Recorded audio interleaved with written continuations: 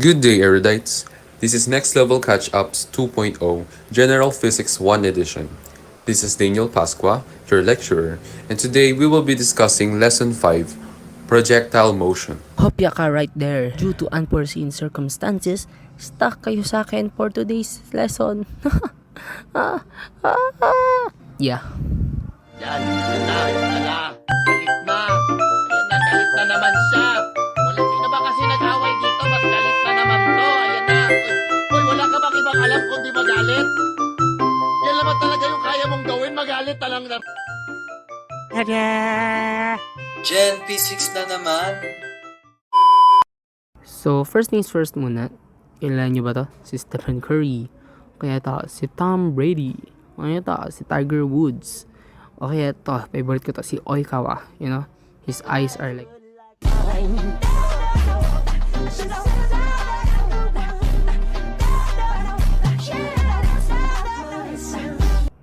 My bad guys. Okay, gusto ko lang talaga mas sneaky na edit doon. So, yung edit, napaka-unrelated sa topic natin. Pero, yung mga tao dun sa edit na yun, meron silang ka-relate sa topic natin na projectile motion. So, punta tayo sa definition ng projectile motion. It says here, projectile motion is the motion in which an object is thrown near the Earth's surface and it moves along the curved path under the action of gravity alone.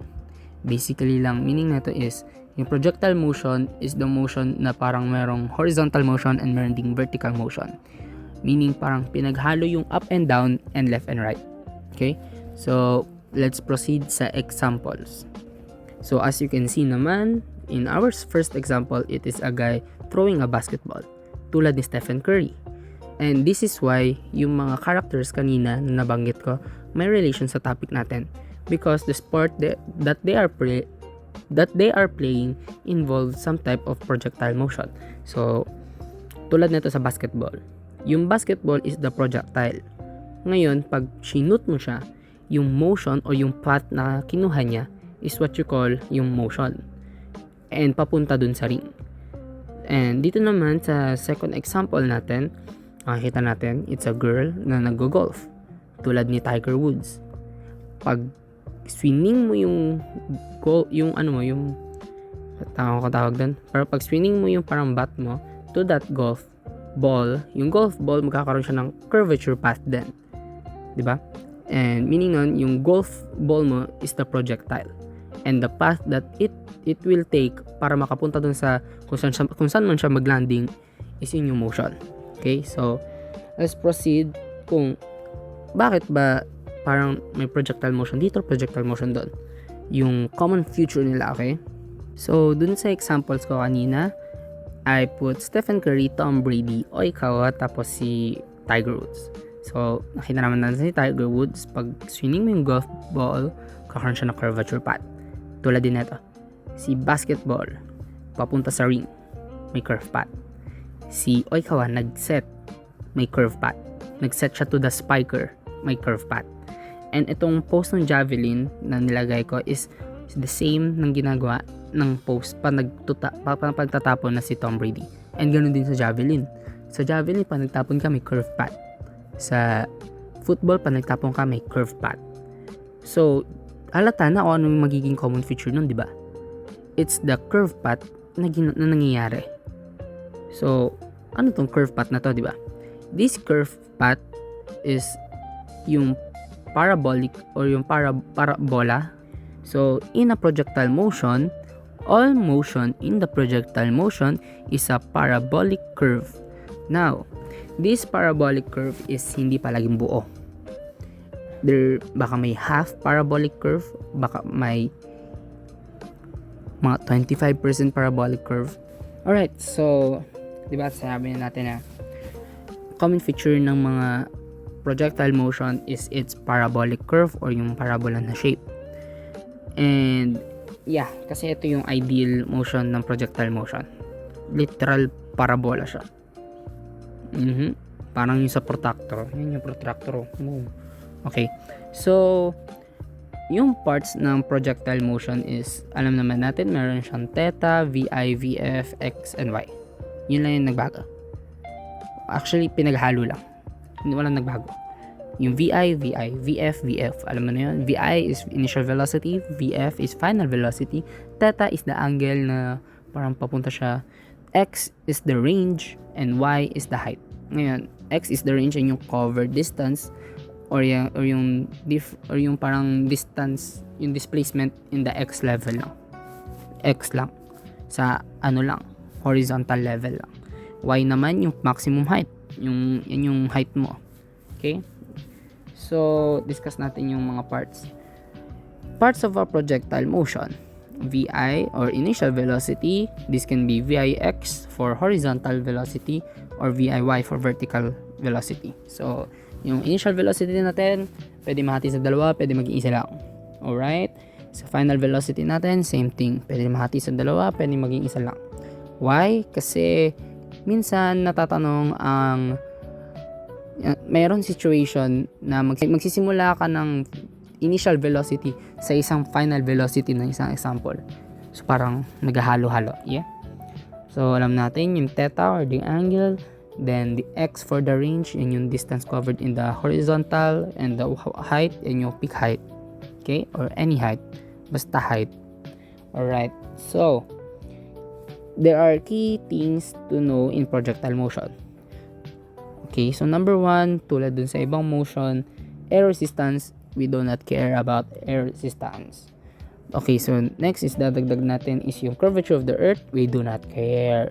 Rotation of the earth, we do not care.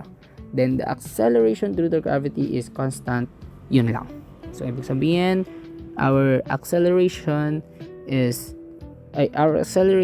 due to gravity is palaging negative 9.81. Alright? And ito yung sinasabi ko. Yung ibang VF, nagiging VI. Kaya at peak height, dun sa pinakataas ng kanyang motion, yung VF niya is equal sa kanyang VI. Alright. So, let's proceed sa kinematic equations ng projectile motion. For the horizontal motion, this is only a uniform motion kasi for the horizontal motion, we will have the formula x equals vxt. Vx stands for horizontal velocity. Boom. Yun. Mag-isa na yun. Yun lang gagamitin natin. Down zo. Alright. For the vertical motion, palaging tatandaan, we will have g as our 9.81 meters per second squared. And dito sa motion na to, this is what you call an accelerated motion. Kung sa horizontal motion, uniform. Sa vertical motion, accelerated motion yan. Kasi may acceleration. Sa horizontal, dire-diretso lang. Okay? So, sa vertical motion, kukunin natin yung 5 formulas natin. Actually, yeah. Kunin natin yung mga formulas natin doon. Salpak dito. And, we will change VYF. Meaning na, your final velocity in the y-axis. Kaya may y. I like to write it VFY. Okay, so VFY equals VIY, ibig sabihin initial velocity y plus gt. Number 2 is y equals VIYT plus 1/2 gt squared. Number 3 is y equals VFY squared minus VIY squared over 2g, then so on and so forth. Okay, dahil dyan, diretso tayo sa example number 1.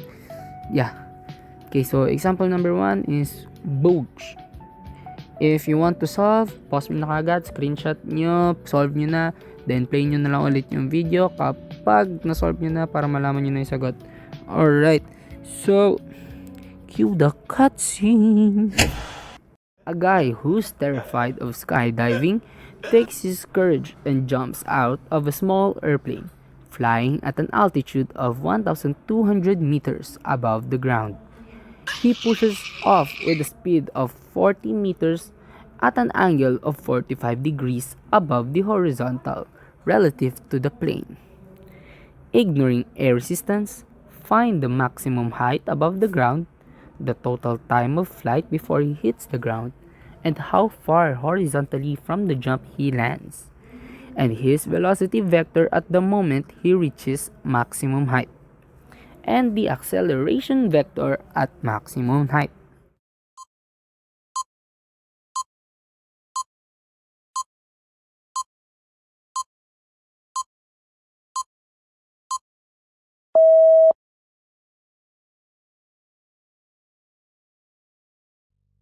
Okay. For A. Kata natin number A. Number A? Number A. Okay, so for letter A, we are missing the Y. We have the gravity. This is automatic. List out na natin natin mga given. Then, wait, sorry po, di kulang. Meter per second squared. Alright. We have the VI. VI ng 40 meters per second. Then we have this is like the other height. You know, this is kasi in relation sa plane. So this Y talaga ng 1,200 meters. We have a Y in relation to plane and we have a Y in relation to the ground. This is in relation to the ground.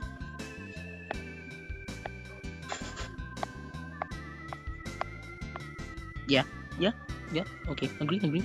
And lastly, we have, hindi nakasa, dito na lang. We have an angle of 45 degrees. Okay, so, sa A, hinahanap ang maximum height above the ground. So, ibig sabihin yung total height na nangyari, or na-achieve niya.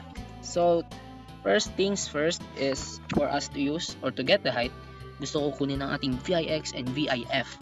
Using the component method na natuto natin, we're gonna do the VI. Ngayon, dahil X, we have X. Yeah. So, this will be the cos 1. Kasi X cos nga, diba? So, the number sa labas, which is the 40 and the 45. Yun ang gamitin natin for today's video. 40 cos 45. Put that sa imong calculator at magpapakita dyan ay 28.28, alright, meters per second. So, ngayon, kuha natin VIX, gawin natin same process sa VIY. So, we're gonna go VIY, 1, 2, 3. Okay, so lagay natin si 40 ulit. 40 sine naman kasi Y sine, X cos, Y sine. Tandaan, paulit-ulit sa uking utak. 45, alright. Pag nilagay mo din to, makukuha mo ay 28.28. What? Baka naman, wow. Alright, so dahil nakuha na natin yan, ang ating mga VI and VF. Alright. May nakalimutan ako sa given. Maraming. Sorry. VF. Sorry. 0. Y yan. VFY. Yeah. Kasi nasa taas. Alam niyo naman yung graph, right? I pictured the graph. Going back. Alright, so this is like solution to. Solution. We're gonna put barrier lang. Kasi ang gulo na. Sorry guys.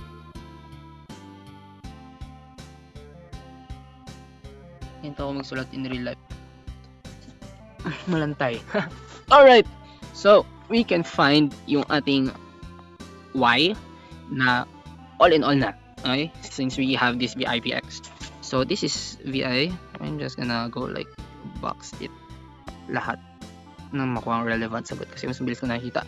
Alright, so we can use formula na y equals VFY squared minus VIY squared all over 2G.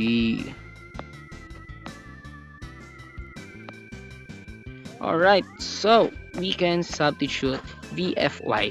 We know naman na. So that VFY is equal to 0. Then our VFY is equal to 28.28 meters per second. Okay? Then we're gonna just put it all over on 2G. Huwag kalimutan yung square dito. Yeah. So, when you solve this, papakita sa calculator mo, 2 decimals tayo. As usual naman sa 30. So, pag yan nilagay mo sa calculator, makukuha mo ay 40.76 meters. Okay? Eh, dahil 40.76 meters lang yan. Yan lang yung in relation to the plane. Meron ka pang into the ground, right? So, pa-plus natin si 1,200 dito. For the maximum height. Okay, so parang, ito 40.76. Ito yung nandun sa taas. Okay, kukunin pa yung natira sa baba. So, this will be, now if we add this, madali lang, 1, 2, 4, 40.76 meters. So, ito ang ating sagot for A. Wow, na-erase. Grabe yan. Yan, ito ang kuha natin sagot for array. What? For number A. Number A? For letter A. Okay, so, 1,240.76 meters ang max height na na-achieve ni Guy. So, proceed tayo sa B. Right? B. Same thing lang. Yun natin mga given, yun din yung mga ano. So, we're gonna do, ang kailangan sa B ay ang total time, okay? Kahit magkaiba-iba tayo ng ano, ng decimal dito, I think it's okay. Basta parehas ng number. Kasi ito, feeling ko magkakaiba ng decimal. So, we're gonna do this. Actually, ito ginawa ko. I did this two ways. Actually, ito no, two ways. Two parts. So, ang ating graph is like this, right? This is the ground. This is in relation sa plane. So, kailangan mo figure out yung time na kinuha niya para gumanyan. I can figure out, actually, you can figure out na kaagad. Yung nakuha mong time, tinake mo pataas. Oh, wow, what did I draw? No. But like to this point, okay? At the peak, you can tell the time, or you can solve the time yung papunta sa peak. Then, after natin ma-solve yun, isosolve ko din yung time na ginawa niya pababa. Okay? So, pag in-add mo yung dalawang yun, so parang kinalculate mo lang yung time na ginawa niya pa up and pa down. Alright? So, yun. Erase this. That's why we're gonna do this in two parts. Okay? Alright. So, doon muna tayo sa pataas. We're gonna use the formula na T equals VF minus VI. What? Minus VI over G. And you may ask why? Saan nanggaling to? Saan nanggaling tong formula na to? Personally, di ko alam. Joke. Joke time ko lang kayo. Siyempre naman, Jeff, kailangan ko mag-joke. Pag di ako nag-joke, patay ako dito, no? Okay, so nakuha ko tong formula na to. We're gonna erase it muna. Okay? So, nakuha ko tong formula na to sa VF. VF ba? Yeah, VF. If I remember correct. Wow. VF equals. Now, we have VI. VI plus GT. Yeah, this is how I got the time na pataas. How, bro? How? You may ask, how? Dali lang yan. Need mo matira yung T sa kanan. Dahil plus to, right? We transpose that. Ano ang kabaliktaran ng plus? Tama, BF minus. Oh, di ba? Alright. So, nandun sa kabila. So, wala na yan dyan. Alright? Wala na yan dyan. Matitira sa kabila is etong GT, right? Dahil times naman sila. Ano kabaliktaran ng times? Tama, divide both sides. Oh, galing. Alright. So, we're gonna just do that. Pero di na ako maglalagay ng ganun, okay? So, lalagay ko na lang G dito. Oh, may kasama sa kabila. Wala. O, T. O, boom, panis. That's how I find that formula. Alright? Okay, so substitute na kagad natin yan, eh. We know time is what we are finding. Our VF pataas, ha? So, yung ganyan. Our VF here, as you may know, when at peak height, VF and VI is the same. So, ibig sabihin kung nag-start ka pa baba, your VI is 0, right? Kasi wala na nag-pushback sa'yo, eh. Edi yung VF mo, 0 din. Kasi the same nga sila at peak height, diba? Boom. VIX, ha? Sinasabi ko nung VIX, ha? Yung pagpababa ka na, ano yung VI mo? VI o VIX, kung ano yung pababa, 0 kasi 0 din yung final velocity ng pakaliwa. No, pakanan pala. Tama ba? I don't know my left and right. Sorry guys. Alright, VI natin. We know is 28. Oh my god, 28.28. Oh my god. Okay. Then we put that all over negative 9.81.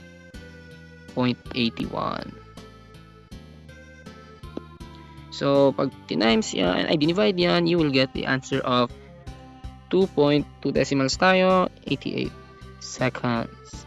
Okay? Yan pa lang yung pataas. Now, we're gonna find yung pababa din. Okay?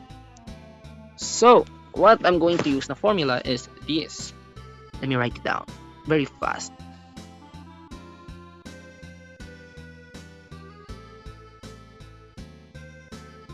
Yeah, that is the formula na gagamitin natin. Do not worry. I can explain why ulit. Okay? I can explain why. It's my job. Ha? Job? No, bayaran. Sorry. Nexus. Very sorry, guys. Okay, y equals. Okay, so we can take, I don't know what formula is this, pero this one. Vy? No, it's Vi. 1/2 GT squared. You're trying to remember this is crazy though. Alright, diyan ko nakuha yun. Kailangan ko mahanap ang time. We can say this is 0. Why? This is cancelled. Why? You're starting from the top to the bottom now we here. So ibig sabihin your top is 0 because the other side final velocity is 0. So ibig sabihin your VI is 0 as well. So we can delete this na. Yeah? Kasi makakuha mo dyan plus 0 pa din. Yeah? Okay? Okay. Right? So kailangan natin matira si T sa kanan. Iwan na natin si T dyan. To get rid of 1/2 times 1/2, we're just gonna times both sides by 2, okay? So this will get removed. We will get 2y equals gt squared, alright? After natin i-times is 2 sa both sides, si g times t times 10 lang. So ibig sabihin, mag-divide tayo ng g from both sides. Okay? So divide g. Pero may squared pa siya. Dilagyan lang natin ng radical sign. Eh di sa kanya, mawawalan din siya, lalagyan din siya ng radical sign, magaganyan, so equals t na lang. O diba? Yun yung nakuha nating formula. Okay, gago mali. Sorry po. Right. Substitute na tayo recta. Wait. Tawit. For number 1, we have, number 1 eh. So, I will place t. We have 2. Now, our total height is, or yung height na na-achieve natin is 1,240.76. Yun yung point from the ground all the way sa highest height. Okay? So, our ano is negative 9.81. Alright, put that sa calculator. You will get, I think, 15.90. Yeah? And, dahil we have, this is the upward, this is the downward, we combine both to calculate the total time. So we have 15 plus 15.90 plus 2.88, plus lang natin yung dalawang yan, we will get the answer of 18.78. Yeah, 78 seconds. Alright, that's the total time. Okay, proceed na kagad tayo. Letter C. For letter C, our question is how far horizontally from the jump point to the point where he lands. Okay, so basically range lang to. And dahil range tayo, isa lang ang ating formula. Cx equals Vx C. Okay? Meron tayong time, inahanap natin sa range. Our Vx, based naman sa sinolve natin nung una, yung ano yung Vix, ayun no? Yung Vx na yun. May x no? Siya lang yung velocity na may x. Wait. Alright, so our, tapi, wait. Okay, so we substitute this. Our Vx is the 20.28, okay? Our canon is the 18.79 because that ay 78 kasi yung total time. Then if you times that, magpapakita 531.10 meters. Yan yung distance ng nag-parachute siya from the airplane, yung sa baba, literally connect yung Y level niya. And yeah, ito yan. Okay? Yung distance siya. 531.10 meters. Okay? For letter D, dali-dali na nito. His velocity reactor at the moment he reaches maximum height. Ibig sabihin, 0 nga niya. That is your final velocity. Maximum height is always 0. Palagi tatandaan. So 0 meters per second. Diba? Tapos na kagad. E. Let's proceed sa letter E. Our letter E is the acceleration vector at maximum height. Our acceleration does not even change. Palaging tatandaan, ang mag-isang acceleration dito is our G. And you know what that G means? The 9.81 meters per second squared. That's the only like, yun. Mabilisan lang. Alright? Okay. And down. Alright. Ganun lang ang projectile motion. So, for summarization, projectile motion is the combination of horizontal motion and vertical motion. Ewan ko kung anong sumanib sa atin. Oh my god, ano sumanib sa akin? Sino sumanib sa akin? Hindi ko alam. Pero, yun lang. Yun lang projectile motion. May isang formula for horizontal, then 5 formula sa vertical. Yung 5 formula sa vertical is mga pang binago-bago lang naman dun sa vertical motion. Then, ginawa ng projectile motion. Boom, panis. Yun lang.